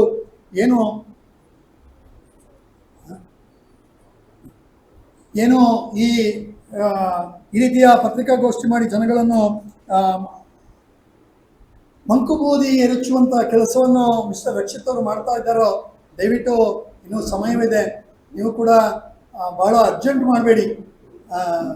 ನಿಮ್ಮ ಸಾಮರ್ಥ್ಯಕ್ಕೆ ಬೇರೆ ಬೇರೆ ಅಡ್ಡದಾರಿಯನ್ನು ಹಿಡಿಬೇಡಿ. ಸರಿಯಾದಂಥ ಜನನಾಯಕ ಆಗಬೇಕಂದ್ರೆ ಅದಕ್ಕೆ ಆದಂಥ ಅರ್ಹತೆಗಳಿದೆ. ಹಾಗೆ ಇದೆಲ್ಲವನ್ನು ಗಮನಿಸಿಕೊಂಡು ಮಾನ್ಯ ಶಾಸಕರು ಈ ಭಾಗವನ್ನು, ಬೆಳ್ತಂಗಡಿಯ ಜನತೆಯನ್ನು, ಬೆಳ್ತಂಗಡಿಯ ಈ ಇಡೀ 81 ಗ್ರಾಮವನ್ನು ಕೂಡ ಒಂದು ಅಭಿವೃದ್ಧಿ ನಿಟ್ಟಿನಲ್ಲಿ ಕಾರ್ಯವನ್ನು ಮಾಡ್ತಾ ಇದ್ದಾರೆ. ಆದರೆ ಪ್ರಸ್ತುತ ರಾಜಕೀಯ ವಿಪ್ಲವಗಳಿಂದ ಅಲ್ಲಿ ಕುಡಿಯುವ ನೀರಿಗೆ ಅಸಹ್ಯವನ್ನು ಮುಳುಗಿಸಿ ಕುಡಿಯದಾರ ಹಾಗೆ ಮಾಡಿರುವಂಥದ್ದು ಈ ರೀತಿಯ ನಾಯಕರುಗಳು. ಹಾಗಾಗಿ ಇದೆಲ್ಲ ಖಂಡನೀಯ. ಅದೆಲ್ಲ ಮಾಡ್ಲಿಕ್ಕೆ ಹೋಗಬೇಡಿ. ಬೆಳ್ತಂಗಡಿಯ ಅಭಿವೃದ್ಧಿಯ ಬಗ್ಗೆ ನಿಮ್ಮ ಸಹಕಾರವನ್ನು ಕೊಡಿ. ನಮ್ಮ ಶಾಸಕರು ಶ್ರಮ ಮೀರಿ ಖಂಡಿತ ಕೆಲಸವನ್ನು ಮಾಡ್ತಾರೆ, ಈವರೆಗೆ ಮಾಡಿದ್ದಾರೆ. ಇನ್ನೂ ಕೂಡ ಅವರದೇ ಆದಂತಹ ಚಿಂತನೆಗಳಿದೆ, ಅವರದೇ ಆದಂತಹ ಕಲ್ಪನೆಗಳಿದೆ. ಅದಕ್ಕೆ ಸಹಕಾರವನ್ನು ಕೊಟ್ಟರೆ ಒಂದು ಶ್ರೇಷ್ಠ ಬೆಳ್ತಂಗಡಿಯಾಗಿ ಮೂಡಿ ಬರಲಿಕ್ಕೆ ತುಂಬ ದಿನಗಳಿಲ್ಲ. ಕೇವಲ ಸಣ್ಣ ಪುಟ್ಟ ವಿಷಯಗಳನ್ನಿಟ್ಟು ಮನಸ್ಸನ್ನು ಕ್ಲೈಬ್ಯ ಮಾಡಿಕೊಂಡು ಮನಸ್ಸನ್ನು ವಿಚಲಿತಗೊಳಿಸುವಂಥ ಕಾರ್ಯಕ್ಕೆ ಕೈ ಹಾಕಬೇಡಿ. ನೀವು ಕೂಡ ಒಂದು ರಾಜಕೀಯ ಪಕ್ಷದ ನಾಯಕರುಗಳು, ನಿಮಗೂ ಕೂಡ ಒಂದು ಸಾಮಾಜಿಕ ಜವಾಬ್ದಾರಿ ಇದೆ. ನೀವು ಹೇಳಿರುವಂತಹ ಮಾತುಗಳ ಮೂಲಕ ನಮ್ಮಲ್ಲಿ ದ್ವೇಷ ರಾಜಕಾರಣ ಬೇಡ, ಯಾವುದೇ ಧರ್ಮ ಪಥ ಮಂತ್ರಗಳು ಯಾವುದಿದ್ರೂ ದ್ವೇಷ ರಾಜಕಾರಣ ಬೇಡ, ಸಹೋದರತ್ವದಲ್ಲಿ ಇರುವ, ಆದರೆ ಯಾವುದನ್ನು ಮಾಡಬೇಕು ಯಾವುದನ್ನು ಮಾಡಬಾರ್ದು ಅಂತ ಹೇಳುವಂಥ ಚಿಂತನೆಗಳು ನಮ್ಮಲ್ಲಿ ದೃಢವಾಗಿರಲಿ ಹೇಳುತ್ತಾ ಇವತ್ತಿನ ಪತ್ರಿಕಾಗೋಷ್ಠಿಯ ಎಲ್ಲ ಅಂಶಗಳನ್ನು ನಿಮ್ಮ ಮನದಾರಿಗೆ ಏರಿತಾ ವಿಶೇಷವಾಗಿ ಆಗಮಿಸಬೇಕು. ಧನ್ಯವಾದ.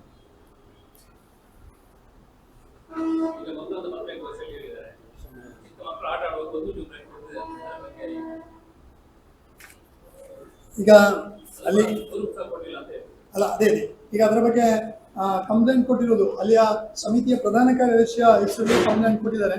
ಅದನ್ನು ಅವರ ಯಾರು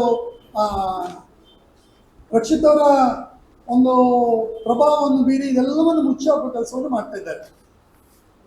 ಈ ರೀತಿಯ ಕಾರ್ಯಗಳು ತುಂಬಾ ಮಾಡ್ತಾ ಇದ್ದಾರೆ. ಮತ್ತೆ ದ್ವೇಷಕಾರುವಂಥದ್ದನ್ನು ಅವ್ರು ಮಾಡ್ತಾ ಇರುವಂಥದ್ದು, ನಮ್ಮ ಶಾಸಕರಲ್ಲಿ ದ್ವೇಷಕಾರುವಂಥದ್ದನ್ನು ಮಾಡ್ತಾ ಇಲ್ಲ. ಅವರ ಯಾವ ಒಂದು ವೈಯಕ್ತಿಕವಾದಂತಹ ಟೀಕೆಗಳನ್ನು ಕೂಡ ಮಾಡ್ತಾ ಇಲ್ಲ. ಇದನ್ನು ತಮ್ಮ ಗಮನಕ್ಕೆ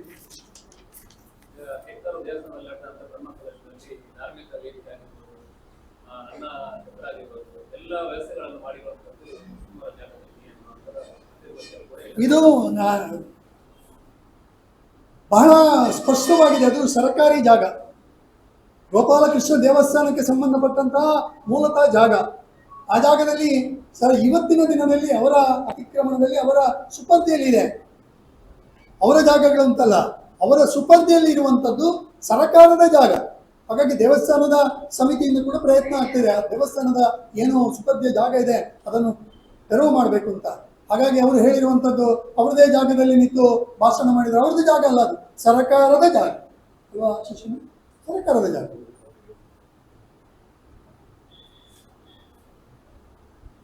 ವಿಚಾರದಲ್ಲಿ ಸಾವಯವರನ್ನು ಪತ್ರಿಕಾಗೋಷ್ಠಿ ಮಾಡಿದ್ರು. ಆಮೇಲೆ ಪಕ್ಷೀಶ್ವರಮ್ಮ ಕಾಂಗ್ರೆಸ್ಸಿಂದ ಪತ್ರಿಕಾಗೋಷ್ಠಿ ಮಾಡಿದ್ರು. ಬಿಜೆಪಿ ಅವರ ಮೇಲೆ ಆರೋಪ ಮಾಡಿದ್ರು, ಶಾಸಕರ ಮೇಲೆ ಮಾಡಿದ್ರು. ನಮಗೆಲ್ಲ ಗೊತ್ತಿರುವಂಥ ವಿಚಾರ, ತೆಕ್ಕಾರಿನಲ್ಲಿ ಬ್ರಹ್ಮಕಲಶೋತ್ಸವ ಆಗಿ ಒಂದಷ್ಟು ದಿನ ಆಗುವಾಗ ಇಲ್ಲಿ ಕೊನೆಯ ದಿನ ಅಂತ ಹೇಳ್ಬೋದು. ಕೊನೆಯ ದಿನ ಅಲ್ಲಿ ಒಂದು 2 ದಿನ ಹಿಂದೆ ಏನಲ್ಲಿ ಟ್ಯೂಬ್ಲೈಟ್ ಹೊಡೆದಿರುವಂಥ ವ್ಯವಸ್ಥೆ ಆಗಿದೆ. ಅಂದರೆ ಅನ್ಯಧರ್ಮೀಯರಿಂದ, ಮತಾಂಧರಿಂದ ಟ್ಯೂಬ್ಲೈಟ್ ಹೊಡೆಯುವಂಥ ವ್ಯವಸ್ಥೆ ಆಗಿದೆ. ಫ್ಲೆಕ್ಸ್ ಬ್ಯಾನರ್ಗಳನ್ನು ಹರಿಯುವಂಥ ವ್ಯವಸ್ಥೆ ಆಗಿದೆ. ಡೀಸೆಲ್ ಕದಿಯುವಂಥ ವ್ಯವಸ್ಥೆ ಮಾಡಿದ್ದಾರೆ. ಇದನ್ನೆಲ್ಲ ಮಾಡಿದವರು ಯಾರು ಅಂತ ಹೇಳಿದರೆ ಕಂಟ್ರಿಗಳು ಅಂತ ಹೇಳಿದ್ದಾರೆ, ಕಂಟ್ರಿ ಬ್ಯಾರಿಗಳು ಅಂತ ಹೇಳಿದ್ದಾರೆ. ಆ ಕಂಟ್ರಿ ಬ್ಯಾರಿಗಳಿಗೆ ಹೇಳಿರುವುದನ್ನು ಇವರು ಒಳ್ಳೆಯವರಾಗಿದ್ದರೆ ಅದನ್ನು ಇವರು ಯೋಚನೆ ಮಾಡಬಾರ್ದಿತ್ತು. ಕಂಟ್ರಿಗಳು ಅಂತ ಹೇಳಿದ್ದು ಯಾರಿಗೆ? ಕೆಟ್ಟ ಕೆಲಸ ಮಾಡಿದವರಿಗೆ ಹೇಳಿದ್ದು. ಅಲ್ಲಿ ಆ ದೇವಸ್ಥಾನಕ್ಕೆ ಏನು ಜಾಗವನ್ನು ಕೊಟ್ಟಿದ್ದಾರೆ, ದೇವಸ್ಥಾನಕ್ಕೆ ಜಾಗ, ಸರ್ಕಾರಿ ಜಾಗವನ್ನು ದೇವಸ್ಥಾನಕ್ಕೆ ಪಡೆದುಕೊಂಡಿರುವಂಥದ್ದು. ಆನಂತರ ಅಲ್ಲಿ ಏನು ಕಾರ್ಯಕ್ರಮ ನಡೆಯುವ ವ್ಯವಸ್ಥೆಗೆ ಜಾಗ ಕೊಟ್ಟಿರುವಂಥ ಏನು ಒಬ್ಬ ಮುಸಲ್ಮಾನರಿದ್ದಾರೆ ಅಂಥವ್ರಿಗೆ ಹೇಳಿರುವಂಥದ್ದಲ್ಲ. ಅಲ್ಲಿ ಡೀಸೆಲ್ ಕದ್ದಿರೋದು ಹೌದು, ಕೇಸಾಗಿದೆ. ಫ್ಲೆಕ್ಸ್ ಹರಿದಿರೋದು ಹೌದು, ಟ್ಯೂಬ್ಲೈಟ್ ಹೊಡೆದಿರೋದು ಹೌದು. ಅಂಥವರಿಗೆ ಕಂಟ್ರಿ ಬ್ಯಾರಿಗಳಿಂದ ಹೇಳಿರುವಂಥ ನಮ್ಮ ಶಾಸಕರ ಏನು ಮಾತಿದೆ ಅದಕ್ಕೆ ನಾವು ಯುವ ಮೋರ್ಚಾ ವತಿಯಿಂದ ಯಾವತ್ತೂ ಬೆಂಬಲವನ್ನು ನೀಡ್ತೇವೆ. ಅದರ ಜೊತೆಯಲ್ಲಿ ರಕ್ಷಿತ್ ಶಿವರಾಮ್ ಅವರು ಒಂದು ಏನು ಮಾತು ಹೇಳಿದರು, ಸಮಾಜದಲ್ಲಿ ಕಲಹ ತರುವಂಥ ಮಾತುಗಳನ್ನು ಆಡ್ತಾ ಇದ್ದಾರೆ ಯಾರು ಶಾಸಕರು ಅಂತ. ನಾನು ನೇರವಾಗಿ ಹೇಳ್ತೇನೆ, ಇವರು ತೆಕ್ಕಾರಿಗೆ ಒಂದು ದಿನ ಹೋಗಿದ್ದಾರೆ. ಅವರು ತೆಕ್ಕಾರಿನ ಬ್ರಹ್ಮಕಲಶದ ದಿನದ ಒಂದು ಅವರು ಗೆಸ್ಟ್ ಆಗಿದ್ರು ಅಲ್ಲಿಗೆ. ಆ ಗೆಸ್ಟ್ ಆಗಿರುವಂಥ ದಿನ ಒಂದು ದೇವಸ್ಥಾನದ ಒಳಗೆ ಹೋಗಲಿಲ್ಲ, ಆ ಸಭಾ ಕಾರ್ಯಕ್ರಮಕ್ಕೆ ಬರಲಿಲ್ಲ.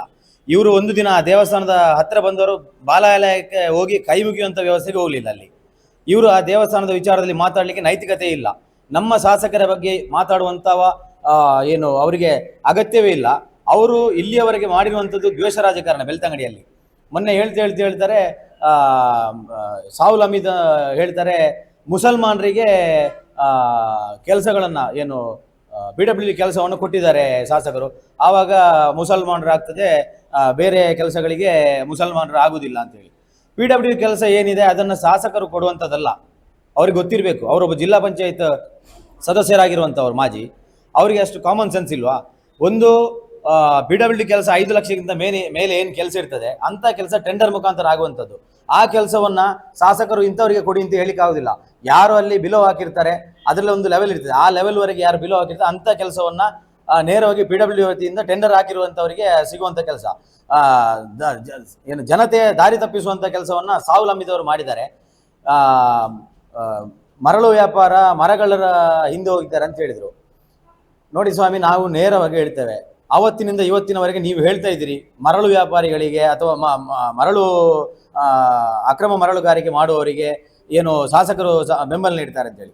ಅಕ್ರಮ ಮರಳುಗಾರಿಕೆ ಯಾರು ಶುರು ಮಾಡಿದ್ದಿಲ್ಲಿ? ಅಕ್ರಮ ಮರಳುಗಾರಿಕೆ ಶುರು ಮಾಡಿದ್ದು ಯಾರು? ತಮ್ಮ ಆಫೀಸ್ನಲ್ಲಿ ಕೂತ್ಕೊಂಡಿರುವಂಥ ವ್ಯಕ್ತಿಗಳು ಏನು ಮಾಡ್ತಿದ್ದಾರೆ ಅದನ್ನು ಮೊದಲು ತಿಳ್ಕೊಳ್ಳಿ. ನಿಮ್ಮ ಆಫೀಸ್ನಲ್ಲಿ ಕೂತ್ಕೊಂಡಿರುವವರು ಏನು ಮಾಡ್ತಿದ್ದಾರೆ?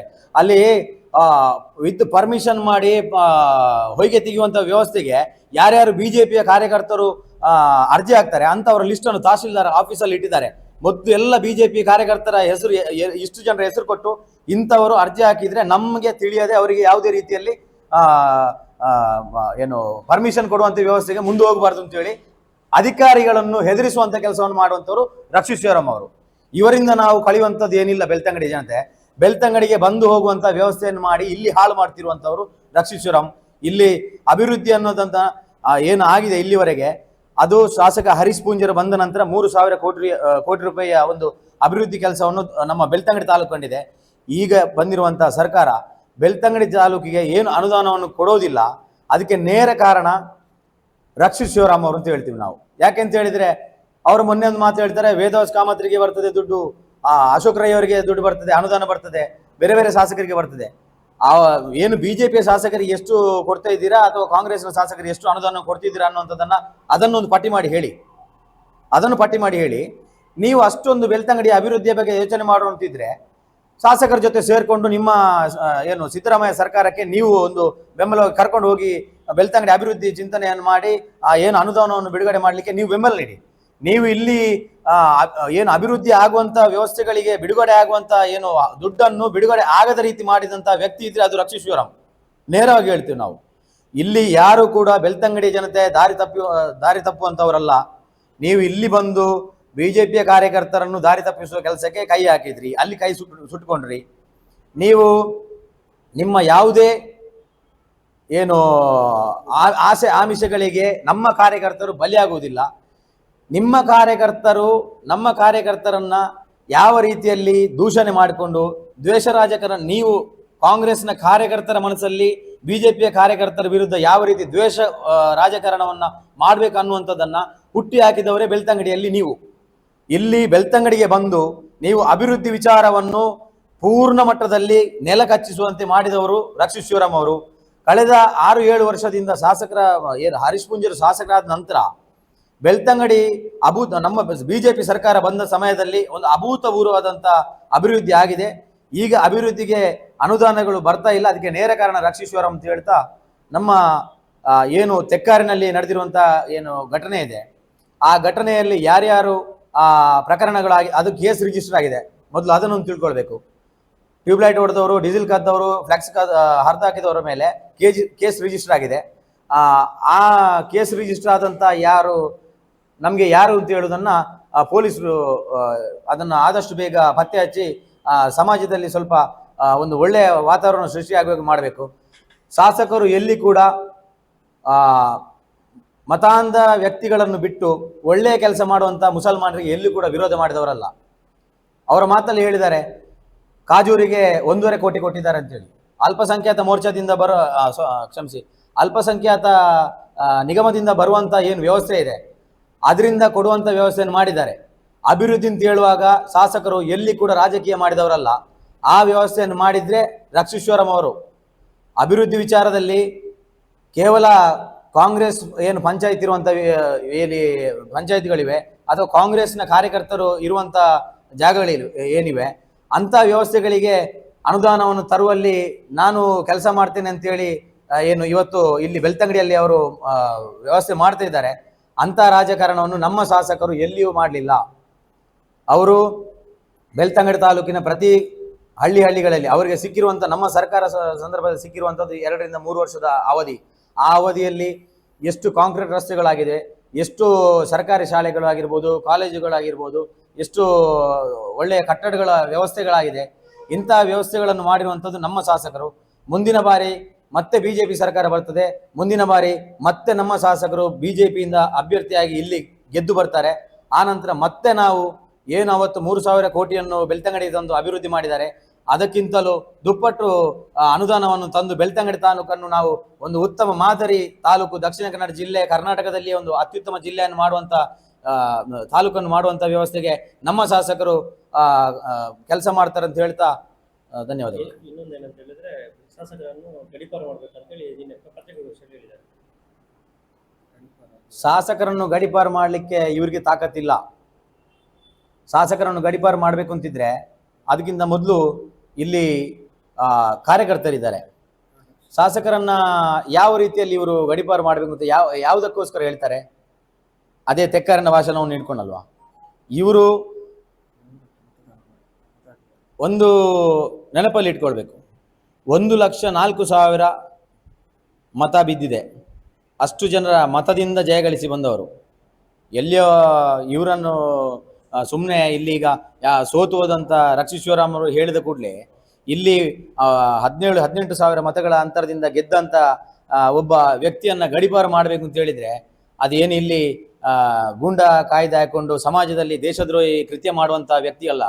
ಸಮಾಜದಲ್ಲಿ ಒಂದು ಬೆಳ್ತಂಗಡಿ ತಾಲೂಕಿನಲ್ಲಿ ಹತ್ರ 18 ರಿಂದ 19 ದೇವಸ್ಥಾನದ ಜೀರ್ಣೋದ್ಧಾರ ಸಮಿತಿ ಇರ್ಬೋದು ಅಥವಾ ಬ್ರಹ್ಮಕಲಶ ಸಮಿತಿ ಇರ್ಬೋದು, ಇಂಥ ಬೇರೆ ಬೇರೆ ಧಾರ್ಮಿಕ ಕ್ಷೇತ್ರ ಅಥವಾ ಸಾಮಾಜಿಕ ಕ್ಷೇತ್ರಗಳಲ್ಲಿ ಅಧ್ಯಕ್ಷತೆಯನ್ನು ವಹಿಸಿಕೊಂಡು ತನ್ನನ್ನು ತಾನು ತೊಡಗಿಸಿಕೊಂಡು ಬೆಳ್ತಂಗಡಿ ತಾಲೂಕಿನ ಅಭಿವೃದ್ಧಿಯನ್ನು ಮಾಡಿದಂಥ ನಮ್ಮ ಶಾಸಕರು ಅವರನ್ನು ಗಡೀಪಾರು ಮಾಡಲಿಕ್ಕೆ ಇವರಿಗೆ ಸಾಧ್ಯ ಇಲ್ಲ.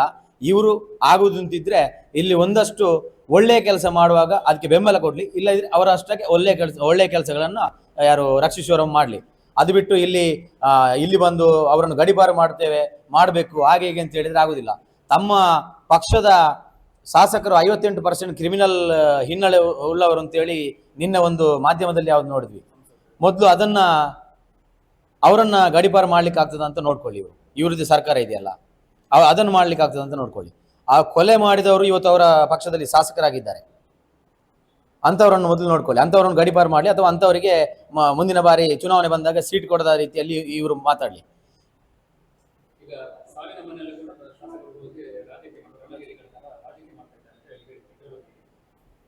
ಎಲ್ಲಿ ನಮ್ಮ ಸುಹಾಸ್ರವರ ಮನೆಯಲ್ಲಿ ಎಲ್ಲ ಪ್ರಕರಣ ಇರುತ್ತಲ್ಲ, ಹಿಂದೂ ಕಾರ್ಯಕರ್ತರಿಗೆ ಯಾವುದೇ ರೀತಿಯಲ್ಲಿ ಅನ್ಯಾಯ ಆದರೆ ಅಲ್ಲಿ ಒಬ್ಬ ಶಾಸಕನಾಗಿಂತಲ್ಲ, ನಮ್ಮ ಶಾಸಕರು ಆಗುವುದಕ್ಕಿಂತ ಮುಂಚೆ ABVPಯ ಸಂಘ ಪರಿವಾರದಲ್ಲಿ ABVPಯ ಒಂದು ಬಹಳ ದೊಡ್ಡ ಜವಾಬ್ದಾರಿಯನ್ನು ಮುಂದುವರಿಸಿಕೊಂಡು ಬಂದವರು. ಅಂಥವರಿಗೆ ಒಬ್ಬ ಹಿಂದೂ ಕಾರ್ಯಕರ್ತನ ನೋವು ಏನು ಅಂತದನ್ನು ಏನಿದೆ ಅಂಥದ್ದನ್ನು ಅವರಿಗೆ ಹೇಳಿಕೊಡುವಂಥ ಅಗತ್ಯ ಇಲ್ಲ. ಏನು ಮೊನ್ನೆ ಸುಹಾಸ್ ಅವರ ಹತ್ಯೆಯಾಗಿದೆ, ಆ ಸಂದರ್ಭದಲ್ಲಿ ರಾತ್ರಿ ಸುಮಾರು 10 ಗಂಟೆಯಿಂದ ಬೆಳಿಗ್ಗೆ 5:30 ಗಂಟೆಯವರೆಗೆ ಆ AJ ಹಾಸ್ಪಿಟಲ್ನಲ್ಲಿ ಅವರು ಏನು ಕೆಲಸ ಮಾಡಿದ್ದಾರೆ ಅನ್ನುವಂಥದ್ದು ಸುಹಾಸ್ ಅವರ ಗೆಳೆಯರಿಗೆ ಗೊತ್ತಿದೆ. ನಾವು ಶಾಸಕರ ಜೊತೆ ಆವತ್ತಿದ್ವಿ. ಮರುದಿನ ಬೆಳಿಗ್ಗೆ ಮತ್ತೆ 6-7 ಗಂಟೆ ಅಷ್ಟೊತ್ತಿಗೆ AJ ಹಾಸ್ಪಿಟಲ್ನಿಂದ ಅವರ ಪಾರ್ಥಿವ ಶರೀರವನ್ನು ಕೊಂಡೋಗುವಾಗ ಸುಹಾಸ್ ಅವರ ಕುಟುಂಬದವರ ಜೊತೆ ಇರ್ಬೋದು, ಅವರ ಗೆಳೆಯರ ಜೊತೆ ಉಳಿದ ಎಲ್ಲ ನಮ್ಮ ಮಂಗಳೂರು ಶಾಸಕರು ಏನು BJPಯ ನಾಯಕರುಗಳು ಎಲ್ಲರೂ ಸೇರಿಕೊಂಡು ಏನು ಹಿಂದೂ ಕಾರ್ಯಕರ್ತರಾದಂಥ ನಮ್ಮ ಸುಹಾಸ್ ಅವರ ಮನೆಯವರಿಗೆ ಬೆನ್ನೆಲುಬಾಗಿ ನಿಂತದ್ದು BJPಯ ನಾಯಕರು, BJPಯ ಶಾಸಕರು, ಅದರಲ್ಲೂ ನಮ್ಮ ಹರೀಶ್ ಪೂಂಜಾರ್ ಅವರು. ಯಾರು ಕೂಡ ಕಾಂಗ್ರೆಸ್ನ ಕಾರ್ಯಕರ್ತರ ಅಲ್ಪಸಂಖ್ಯಾತ ಕಾಂಗ್ರೆಸ್ಸಿಗರ ಮಾತನ್ನು ಕೇಳಿ ಹಿಂದೂ ಶಾಸಕರುಗಳು, ಹಿಂದೂ ಕಾಂಗ್ರೆಸ್ನಲ್ಲಿರುವ ಹಿಂದೂಗಳು ಯಾರು ಕೂಡ ಸುಹಾಸ್ ಅವರ ಮನೆಗೆ ಒಂದು ಕಾಲಿಡಲಿಲ್ಲ. ನಾಚಿಕೆ ಆಗಬೇಕು ಅವರಿಗೆ. ಅವತ್ತು ಸುಖಾನಂದ ಶೆಟ್ಟಿ ಅವರನ್ನ ಕೊಂದಂಥ ಕಬೀರನ ಮನೆಗೆ ಹೋಗಿ ಕೂತು 1 ಲಕ್ಷ ರೂಪಾಯಿ ಪರಿಹಾರವನ್ನು ಕೊಟ್ಟಂತ ಇದೇ ಕಾಂಗ್ರೆಸ್ಸಿಗರು ಹಿಂದೂ ಕಾರ್ಯಕರ್ತ ಸುಹಾಸನನ್ನು ಬಲಿ ಪಡೆದಂಥ ದಿನದಂದು ಸುಹಾಸ್ ಅವರ ಮನೆಗೆ ಬಂದು ಸುಹಾಸ್ ಅವರ ತಾತ ಅಥವಾ ಅವರ ಕುಟುಂಬಸ್ಥರು ಒಂದಷ್ಟು ಜನ ಕಾಂಗ್ರೆಸ್ನ ಪರವಾಗಿ ಇರುವಂಥವರಿದ್ದಾರೆ. ಅವರ ಮುಖ ನೋಡಿ ಆದರೂ ಸುಹಾಸ್ ಅವರ ಮನೆಗೆ ಒಂದು ಬಾರಿ ಭೇಟಿ ಕೊಡಬೇಕಿತ್ತು. ರಮಣತ್ರಯವರು ಬಂದು ಭೇಟಿ ಕೊಡಬೇಕಿತ್ತು. ಯಾರೂ ಬರಲಿಲ್ಲ ಕಾಂಗ್ರೆಸ್ನ ನಾಯಕರು. ಇವರಿಗೆ ಅಲ್ಪಸಂಖ್ಯಾತರ ವೋಟ್ ಬ್ಯಾಂಕ್ ಮಾತ್ರ ಇವರಿಗೆ ಅಗತ್ಯ ಇದೆ ಅನ್ನುವಂಥದ್ದು ಅದರಲ್ಲಿ ಪೂರ್ಣವಾಗಿ ಅರ್ಥ ಆಗಿದೆ. ಹಿಂದೂ ಕಾರ್ಯಕರ್ತರಿಗೆ ಯಾವುದೇ ರೀತಿಯ ತೊಂದರೆ ಆದರೆ ಬೆನ್ನೆಲುಬಾಗಿ ನಿಲ್ಲುವಂಥ ಪಕ್ಷ ಇದ್ರೆ ಅದು BJP ಮಾತ್ರ. ಅದು ಯಾವತ್ತಿಗೂ BJP. ನಿನ್ನೆವರೆಗೆ ಸುಹಾಸ್ ಅವರ ಮನೆಗೆ ಪಕ್ಷದಿಂದ ರಾಜ್ಯದ ನಮ್ಮ ವಿಜಯೇಂದ್ರ ಅವರು ಏನು ಸಹಾಯವನ್ನು ಮಾಡಿದ್ದಾರೆ, ನಾವು ಅದನ್ನು ಇಲ್ಲಿ ಹೇಳುವಂಥ ವ್ಯವಸ್ಥೆ ಅಲ್ಲ. ಆದರೆ ಮಾಡಿರುವಂಥ ಕೆಲಸವನ್ನು ನಾವು ಹೇಳಲೇಬೇಕಾಗ್ತದೆ. 25 ಲಕ್ಷ ರೂಪಾಯಿಯನ್ನು ರಾಜ್ಯದಿಂದ ಕೊಟ್ಟಿದ್ದಾರೆ. ಬೇರೆ ಬೇರೆ ಶಾಸಕರು ಇರ್ಬೋದು, ಅಥವಾ ನಳಿನ್ ಕುಮಾರ್ ಕಟೀಲ್ ಅವರು ಇರ್ಬೋದು. ಇವಾಗ ನಮ್ಮ ಸಂಸದರು ಒಂದು ಮನೆ ಕಟ್ಟಿಕೊಡುವಂಥ ವ್ಯವಸ್ಥೆಯನ್ನು ಮಾಡ್ತಾ ಇದ್ದಾರೆ. ಯುವ ಮೋರ್ಚಾದ ವತಿಯಿಂದ ನಾವು ಕೂಡ ನಮ್ಮ ದಕ್ಷಿಣ ಕನ್ನಡ ಜಿಲ್ಲೆಯ ಯುವ ಮೋರ್ಚಾದ ವತಿಯಿಂದ ಕೂಡ ಒಂದು ಬೆಳ್ತಂಗಡಿ ತಾಲೂಕಿನ ಯುವ ಮೋರ್ಚಾದವರು ಸೇರಿಕೊಂಡು ನಾವು ಒಂದು ಒಳ್ಳೆಯ ಮೊತ್ತವನ್ನು ಅವರ ತಂದೆ ತಾಯಂದಿರ ಕಷ್ಟಕ್ಕೆ ಕೊಡುವಂಥ ವ್ಯವಸ್ಥೆಯನ್ನು ಮಾಡ್ತೇವೆ. ಉಡುಪಿಯಿಂದ ಯುವ ಮೋರ್ಚಾದ ತಂಡ ಕೂಡ ಒಂದು ಸಹಾಯ ಮಾಡಿದೆ. ಹಿಂದೂ ಕಾರ್ಯಕರ್ತನಿಗೆ ಬೆಂಬಲವಾಗಿ ನಿಂತದ್ದು ಈ ಎಲ್ಲವನ್ನು ನೋಡಿದರೆ BJP ಬಿಟ್ಟರೆ ಯಾರೂ ಇಲ್ಲ. ಸಂಘ ಪರಿವಾರ BJP ಬಿಟ್ಟರೆ ಹಿಂದೂ ಕಾರ್ಯಕರ್ತರ ಪರವಾಗಿ ಕೆಲಸ ಮಾಡುವಂಥ ಬೇರೆ ಯಾವುದೇ ಒಂದು ಪಕ್ಷ ಇಲ್ಲ.